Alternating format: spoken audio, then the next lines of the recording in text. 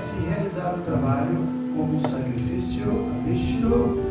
Caso contrário, o trabalho produz cativeiro neste mundo material.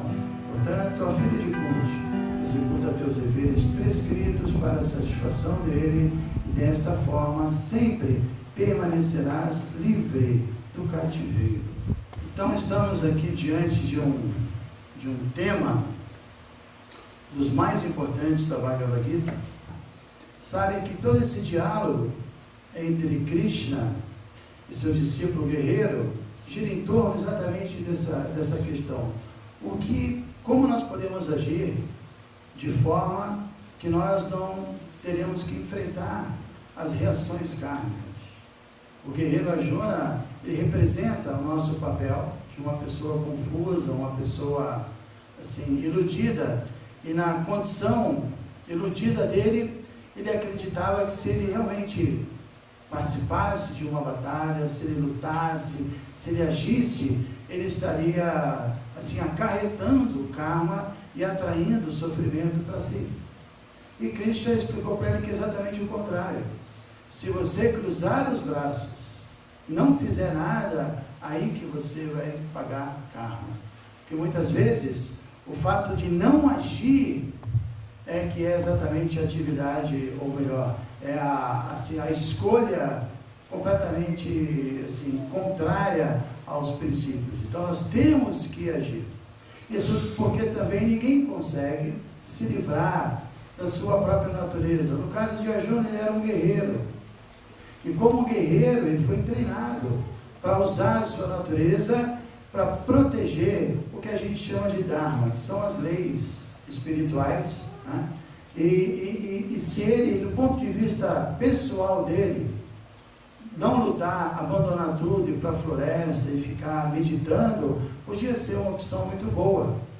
Mas como ele tinha o dever de proteger o mundo da possibilidade de uma liderança totalmente mal intencionada, então isso era visto como total egoísmo e era pecaminoso.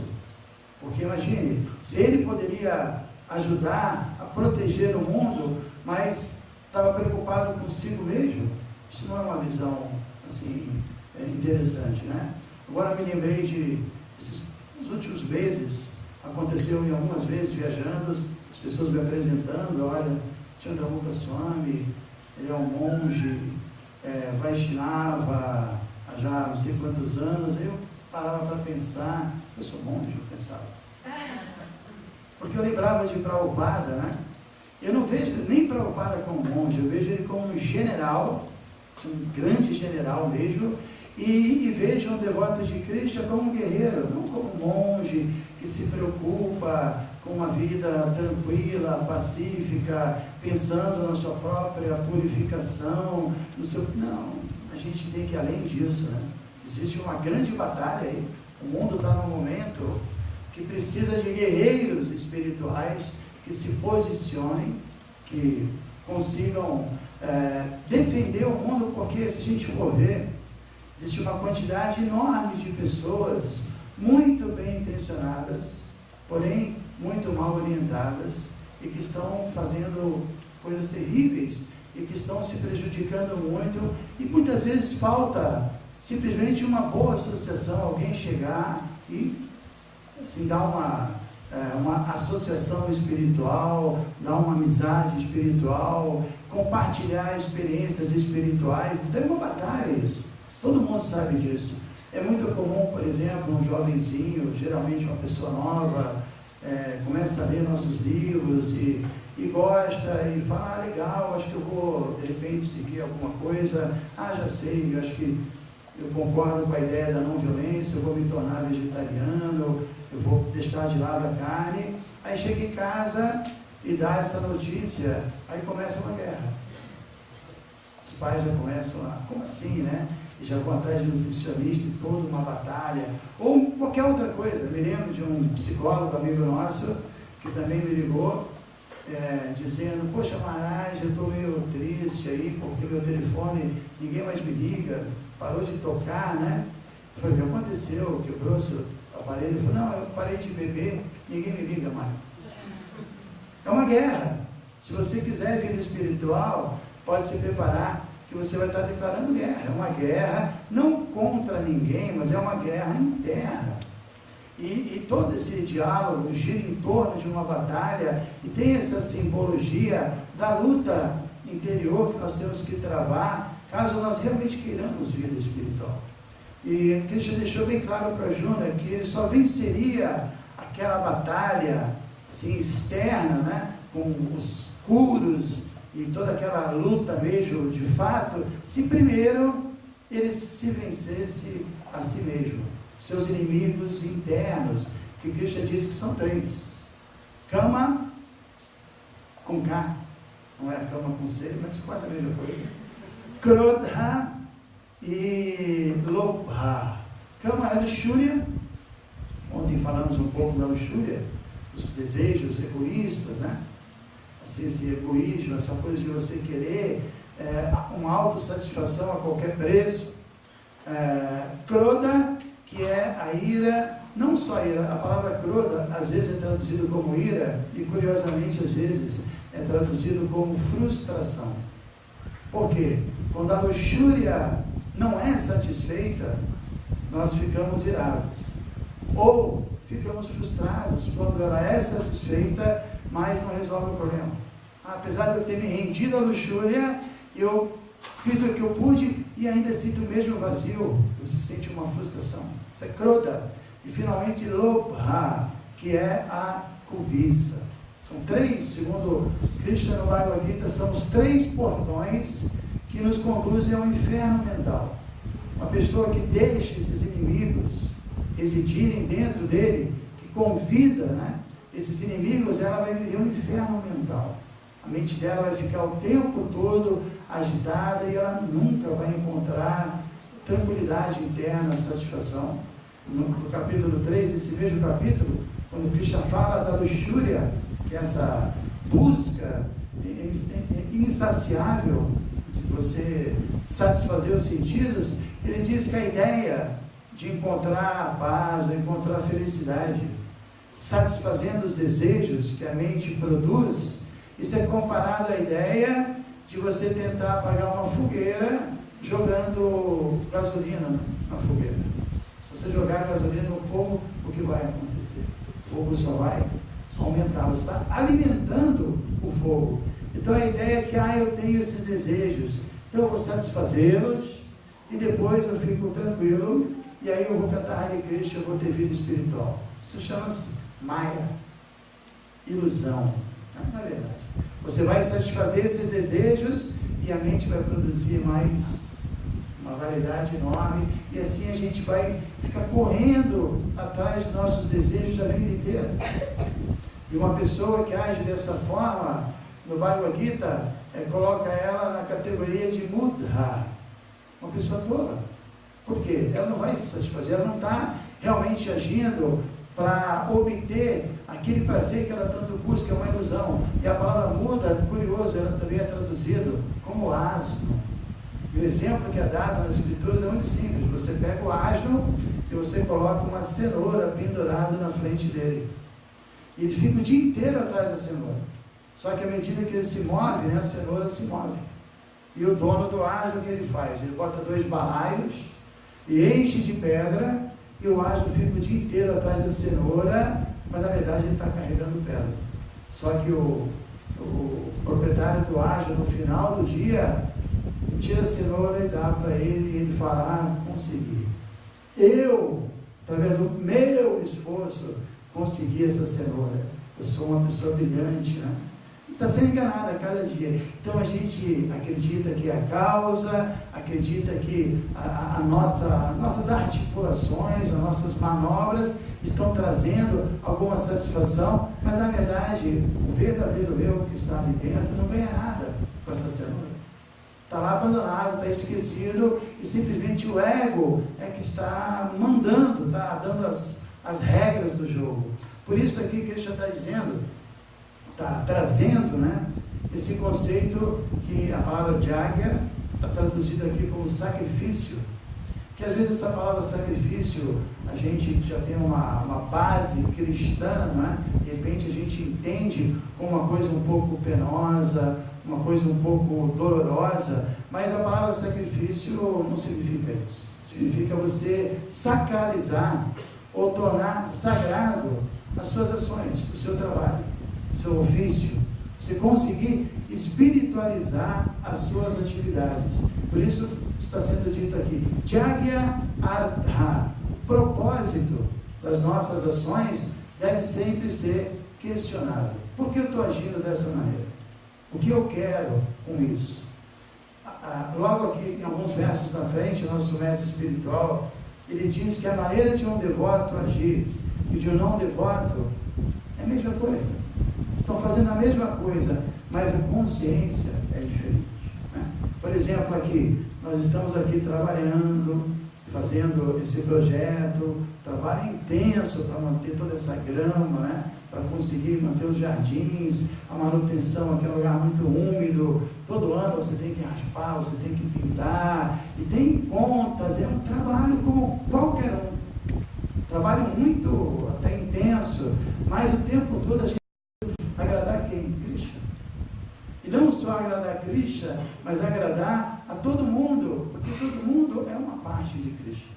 A ideia também de agradar só Krishna seria outro tipo de ilusão. A melhor maneira de agradar Krishna é agradar quem está do nosso lado, né? Porque Krishna está muito longe da gente. Lógico, Krishna também está muito perto, mas nós temos que treinar com quem está do nosso lado, nossa família, nosso irmão, nosso vizinho, nosso empregado, ou nosso patrão. Então essa consciência chama-se sacrifício. A gente está sempre atento para se comportar de uma tal maneira que a gente vai agir segundo as orientações de Krishna, vai agradar Krishna e vai agradar todo mundo. No capítulo 5, aliás, Krishna fala que uma pessoa que está conectada através das suas atividades com ele é Yoga Yukta Vishuddhatma Vijitatma Jitendriyaha. É uma pessoa pura, autocontrolada, e ela é querida por todos. E todos são queridos por ela. Por quê? Porque geralmente uma pessoa, quando se relaciona com outra, se ela não tem um pouco de espiritualidade, ela imediatamente pensa, o que eu posso tirar dessa pessoa, né? Como eu posso explorar essa pessoa? Como eu posso me dar bem em cima dessa pessoa? E um devoto, ele é treinado para entender exatamente o contrário. Como eu posso servir essa pessoa? Como eu posso agradar essa pessoa? Como eu posso beneficiar essa pessoa? E alguém que chegue diante de nós com a atitude de agradar, com a atitude de servir, com a atitude de beneficiar, poxa, é uma pessoa muito especial. E como esse verso está dizendo, quem age assim, ele está livre do karma. O que produz karma é a mentalidade de nos assenhorearmos, de sermos o centro, aquela doença que eu sempre chamo de umbigolatria, vocês já devem ter ouvido falar dela, né? Você querer sempre trazer o seu interesse, e aí você se torna uma pessoa muito egoísta. A gente sabe que em qualquer relacionamento, nós temos o livre-arbítrio de agir praticamente de duas maneiras. Ou você vai explorar a pessoa, ou você vai servir a pessoa. Com Deus não é diferente, ou com qualquer um não é diferente. Sempre tem essas duas possibilidades. Então, sacrifício significa o quê? Eu vou agir para agradar a pessoa. E, naturalmente, você vai tirar da pessoa o melhor dela, se você agir dessa forma. Agora, tudo isso feito para, em última análise, agradar Krishna. E o que é que agrada a Krishna? É nós cumprirmos com o propósito da vida humana. E qual é o propósito da vida humana? A autorrealização.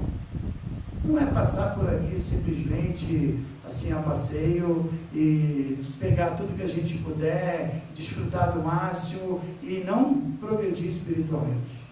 O propósito da vida humana, diferentemente de todas as outras espécies, é exatamente esse questionamento espiritual, essa busca espiritual, são as práticas espirituais.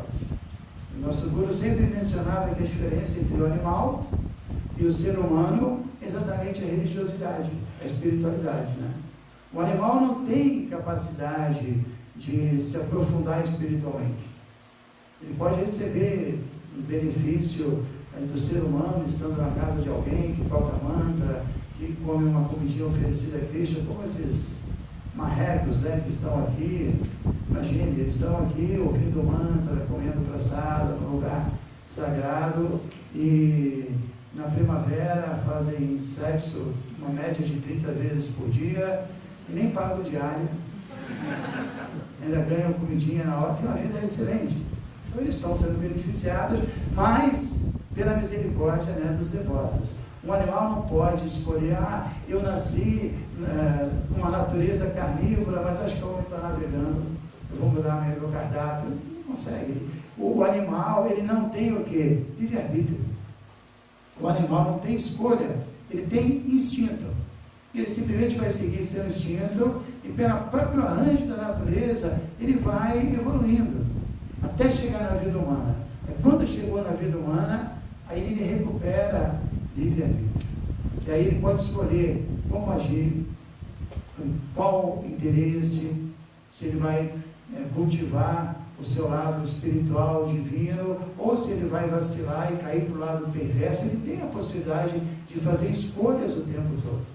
Então a ideia é que o ser humano é uma condição muito especial. Nosso mestre também, muitas vezes, quando ele chegou aqui no Ocidente, nos anos 60, ele iniciava uma palestra dizendo exatamente isso, que o movimento para a consciência de Krishna, ele tem como propósito alertar os seres humanos da importância sagrada que é essa vida que nós temos humana. É muito raro, é que é difícil até da gente acreditar e entender, mas são 8.400.000 espécies de vida, e só tem uma espécie de vida entre 8.400.000 que pode se sentar aqui, discutir Bhagavad Gita, cantar, oferecer o alimento, fazer yoga, meditação, tentar ajudar os outros. É o único que tem essa possibilidade de escolher, de se vigiar,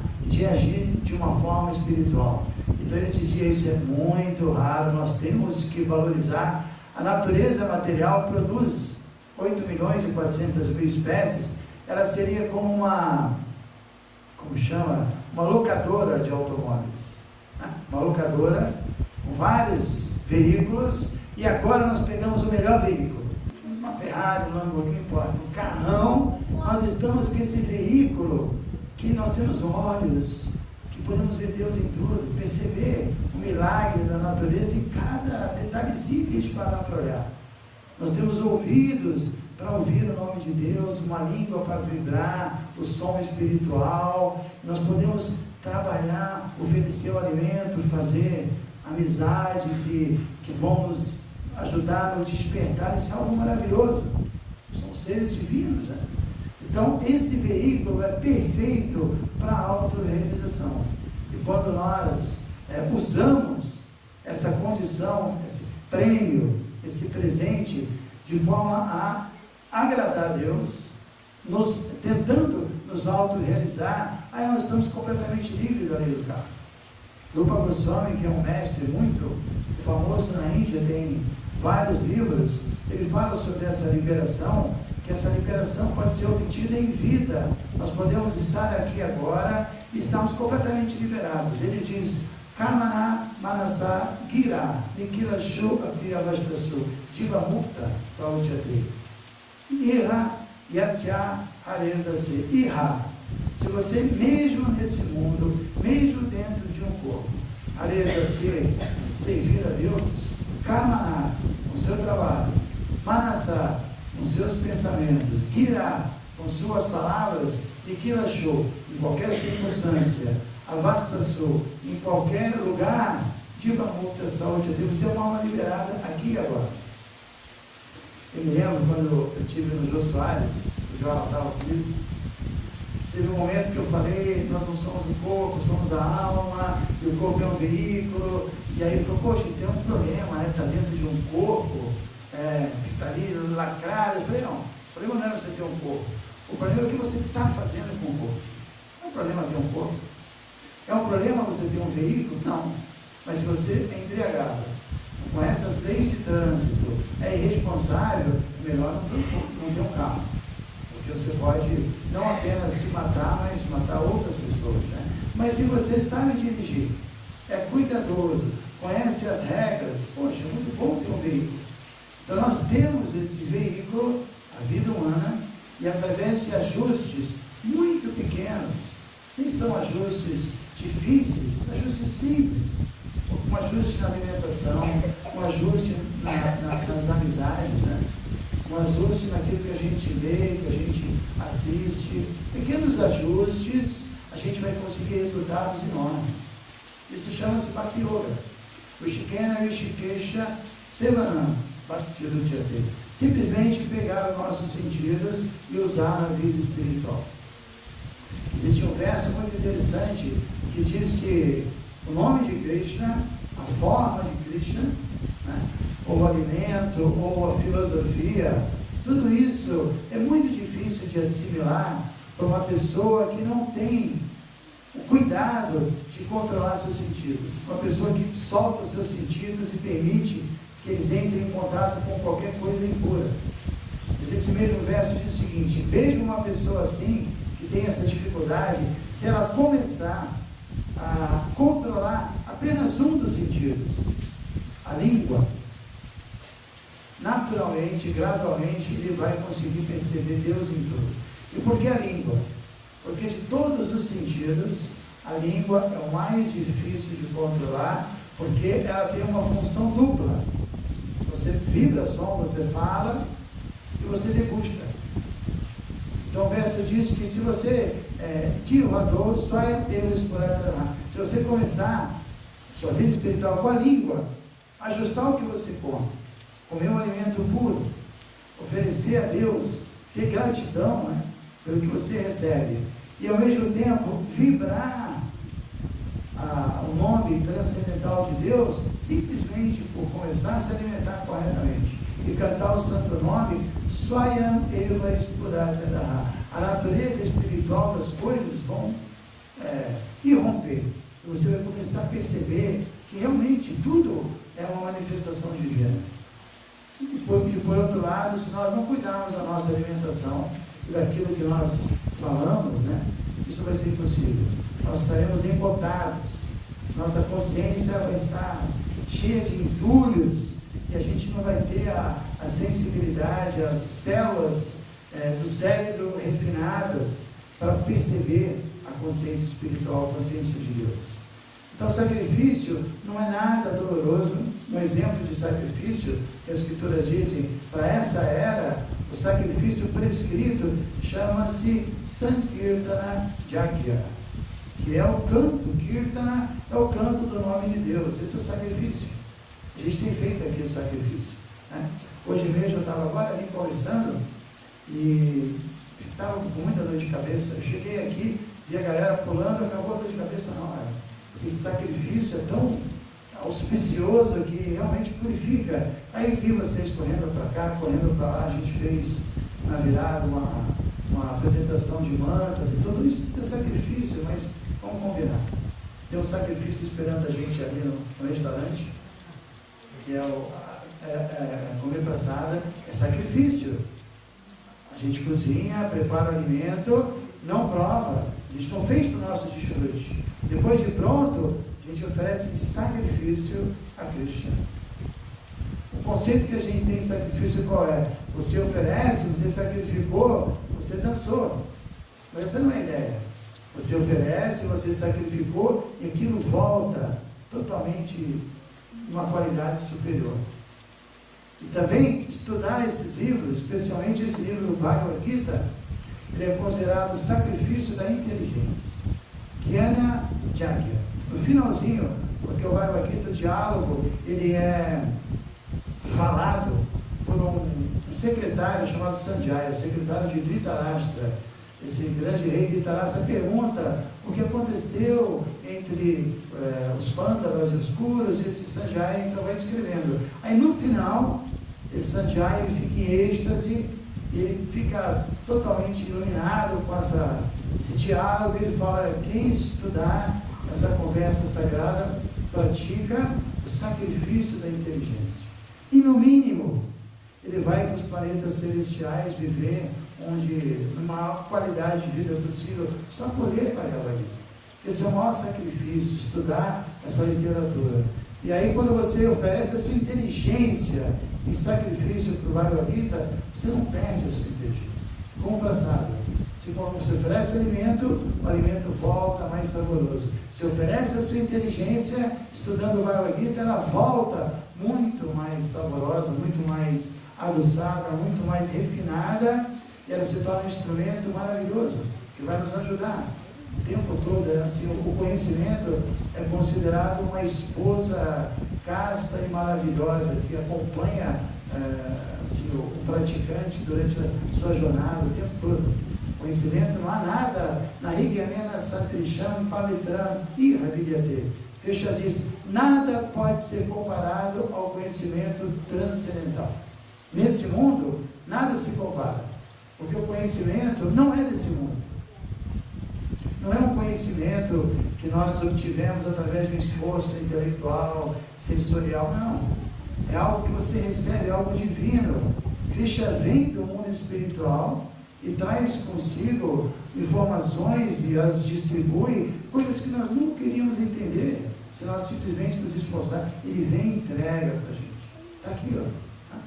E Bhagavad Gita é isso. Krishna veio há 5.000 anos, sabendo que nessa era de Kali não teríamos a capacidade de estudar todos os Vedas. São 4 Vedas, milhares de versos, e tem os Puranas, os Upanishads, e Vedanta Sutra, Ramayana, muita coisa, não teríamos nenhuma chance, e ele veio e resumiu todo o conhecimento num único livro, Bhagavad Gita. Tudo que a gente precisa saber está aqui. O primeiro verso do Bhagavad Gita, no significado, Prabhupada fala: se uma pessoa estudar o Bhagavad Gita com a ajuda dos devotos e sem interesse pessoal, ele vai obter todo o conhecimento que qualquer escritura pode oferecer, e ainda vai obter classes de conhecimento que não existe em nenhuma outra escritura. Detalhes muito preciosos, e a cada leitura a gente sente isso e descobre isso. Você pode ler a vida inteira. Tem uma frase ou uma fala muito famosa de Mahatma Gandhi, todo mundo conhece muito bem, a vida dele não foi fácil. Ele disse: quando eu me deparo com problemas, com angústia, e em meio ao mais angustiante pesar, eu abro o Bhagavad Gita, leio o verso, imediatamente me conforto e começo a sorrir diante de qualquer situação. E aí ele conclui dizendo: aquele cuja meditação se baseia na Bhagavad Gita descobre significados novos a cada leitura, e um entusiasmo, um propósito de viver assim, muito assim, entusiasmador, né? Esse é Bhagavad Gita. Bhagavad Gita é esse livro que nos enche de entusiasmo, porque a própria palavra entusiasmo é isso, você trazer Deus, né, para dentro de você. Então isso é sacrifício. Estudar o Bhagavad Gita e colocar o Bhagavad Gita na prática é sacrifício. Cantar o Santo Nome é sacrifício. Oferecer alimento é sacrifício. Cultivar a gratidão, a generosidade, a gentileza é sacrifício. Mas como assim? Isso são atividades muito prazerosas. Então a consciência de Cristo é isso. É algo positivo, ninguém precisa abandonar nada que seja bom. A gente tem que simplesmente aceitar que Cristo está nos dando, e naturalmente as coisas indesejáveis desaparecem. É como exemplo, se você for colocar água dentro de um copo, né? O copo nunca está vazio, sempre tem ar dentro. Mas você não vê ninguém com uma bombinha tirando o ar que está dentro do copo para depois colocar água. Isso é ridículo. Você coloca a água e o ar sai. Simplesmente isso. Então nós temos um monte de ar, um monte de coisa assim, indesejável dentro da gente, não tem problema. Se você começa a ler, começa a se associar, começa a cantar, se alimenta corretamente, o néctar vai entrando dentro de você e aquilo que não presta desaparece. Eu também me lembro de ter falado, assim, numa noite de mantras, citado um exemplo que o nosso mestre espiritual deu, que ele dizia que esse mundo, interagindo com esse mundo, a gente acaba convidando muitos corvos para morar para pousar no nosso coração. O corvo da ira, da inveja, da insegurança, do medo, da ansiedade, um monte de corvo. E ele diz, se você canta o santo nome, bate palma e se joga no Kirtana, esses corvos saem correndo. Eu me lembro de ter dado esse exemplo em Porto Alegre, no evento. Aí no final do evento, uma menina levantou a mão, jovenzinha, falou, eu queria dar o meu testemunho, hoje eu quase não vinha, estava muito mal, estava horrível, mas eu vim, e aí eu cantei com vocês, você falou dos corvos, né? E eu posso dizer que hoje o corvo da TPM saiu voando. Até o corvo da TPM voa. Porque onde há luz não pode haver escuridão.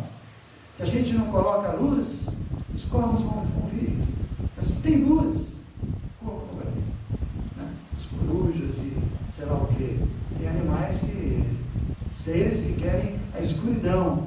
E tem seres que querem a luz. Então, nós temos que trazer a luz para dentro da gente. E o santo nome de Krishna, ele é, assim, esse processo que facilita muitas coisas. Ninguém precisa ser um grande erudito, um grande yogi, um grande renunciado. Simplesmente cantar o nome de Deus sempre, desenvolver essa prática e você vai sentir a diferença. Esse néctar vai entrando cada vez mais, vai tirando as impurezas que estão ali no coração. E no momento seguinte, depois de remover as impurezas, aí o santo nome penetra mesmo na consciência, desperta o ser espiritual que nós somos.